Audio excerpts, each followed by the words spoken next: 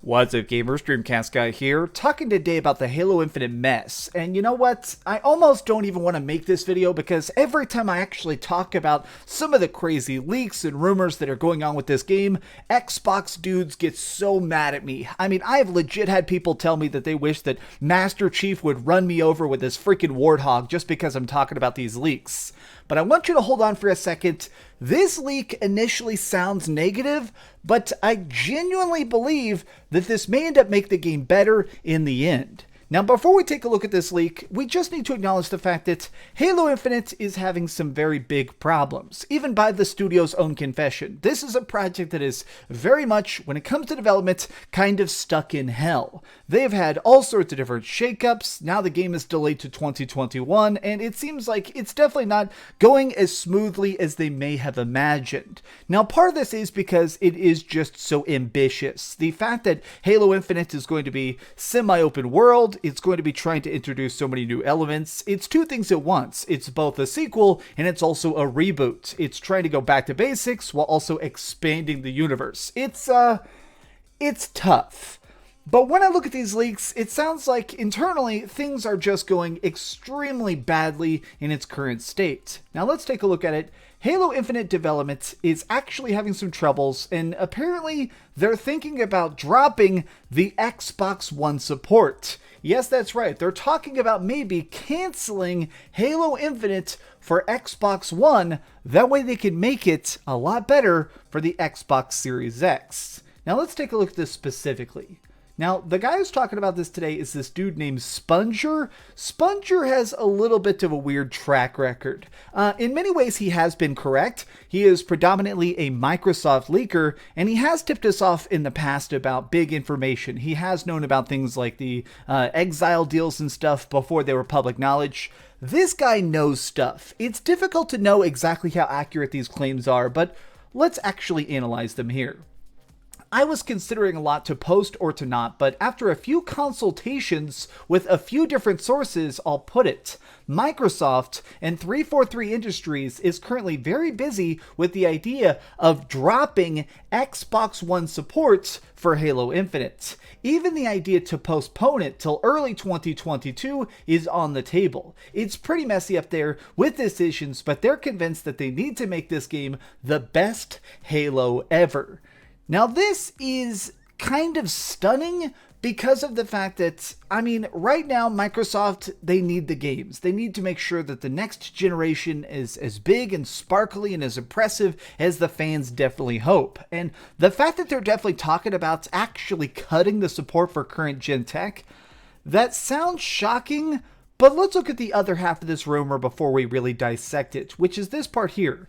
The current version of Halo Infinite on an Xbox One S is nowhere near 1080p. It's even lower than 900p, and is having serious asset loading issues, much worse than you've even seen on the PC demo. This basically means pop-in. If you've ever been playing a game that has some really bad pop-in, you know that it looks very, very strange. It is very immersion breaking. Like, one of the things I think about is way back in the day when PUBG, PlayerUnknown Battleground, when this initially launched on the Xbox One, the pop-in was insane. I mean, it literally ruined the experience for a lot of players. The fact that sometimes you'd land and look like you were stuck in a Play-Doh palace.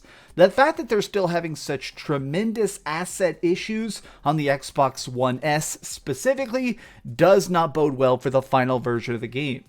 The idea is to change the engine to low-level assets load, make it so that RT is defined, improve unlock some assets, improve geometry in post-processing, add more CPU-bound interactivity. So this is developer talk, basically saying that they're trying to mega optimize it. They're trying to make sure that the game runs as good as possible, but more importantly, as smoothly as possible. You want the game to actually immerse you by having just the most liquid experience that you can possibly maintain.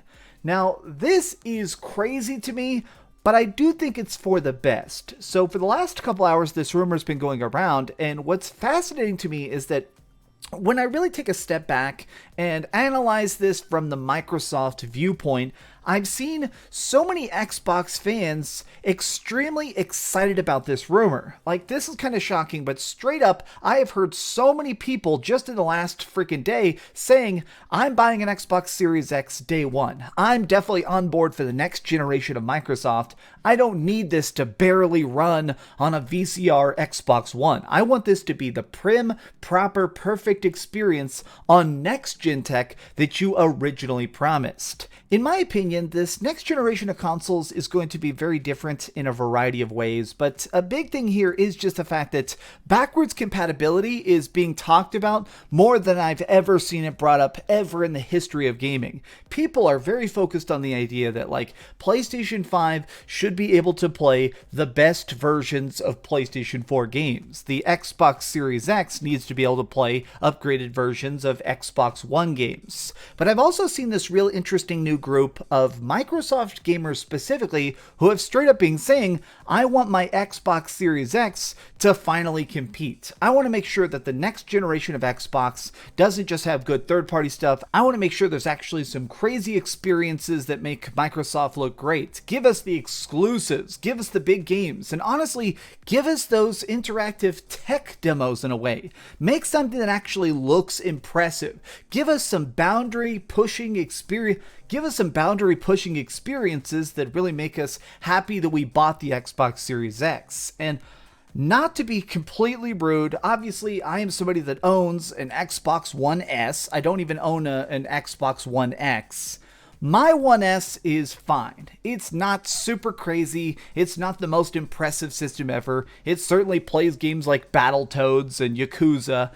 But to me, I want the next generation to finally be good. I want Microsoft to make a comeback. If for no other reason, competition makes everything better. If you are only going to buy a PlayStation 5, if you are a straight up Sony pony and all you're going to be playing is the PlayStation 5, which is kind of me, I'm definitely going to be predominantly playing the PS5, I want some competition so Sony stays scared. I want to make sure that Sony is constantly being pushed into a corner and realizes we need to keep adapting. We need to keep making giant stuff. We need to make sure the next Spider-Man is epic and the next God of War actually feels deserving. If you really want what's best for gamers, you kind of have to want a hungry and desperate Microsoft. You want them to be out there again and kind of clamoring for those sales. You want to make sure that Microsoft is out there trying to make those deals, trying to push the boundaries and try and make the games as good as possible like they did in the Xbox 360 era. Remember when Microsoft actually cared about console sales? That was awesome. And now they've practically given up. But these have just been my thoughts. I have a giant question for you guys, and this is something I'm genuinely going to read a bunch of the comments. Are you happy that Halo Infinite may become a next-gen only game? It'll probably only be released on PC and only be coming to the Xbox Series X. Or are you a little bit disappointed that maybe your old school Xbox One is now just about to become way more irrelevant? Let me know your thoughts in the comments down below. If you enjoyed this video, please give it a like, share with your friends, and subscribe if you haven't already. But do me the biggest favor of all and keep dreaming. I guess I just want this game to be good. That's my biggest thing is I really just want Halo Infinite to be good. Not just single player, not just multiplayer. As a package, I want this game to be good.